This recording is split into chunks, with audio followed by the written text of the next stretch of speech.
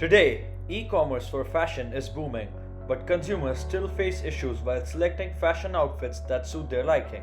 Current work on personalized outfit recommendation fails to address the cold start problem. To put it simply, it is an issue faced by recommendation systems where they cannot draw inferences about users who are accessing the system for the very first time. We present Fashionist, an application which personalizes outfit recommendation for cold start scenarios. First, let us pick the gender. In this case, let's say male. Now, we move on to the visual preference modeling page. Let's keep it off for now. We will come back to this later. Now, we must pick an occasion to dress up for. There are 7 occasions here, as you can see. Let's pick wedding. Now, we can see the recommended outfits.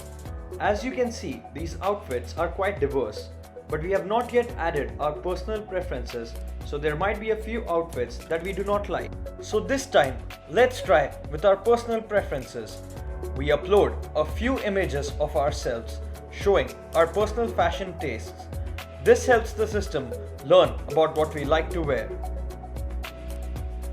These results are definitely better. We can see that our personal dressing style is also reflected in these diverse outfits and certainly more suited to us.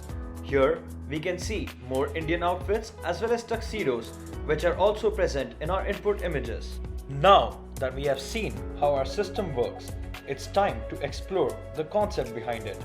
Our system takes 3 inputs: the gender, images showing our dressing preferences, and the occasion we wish to dress up for.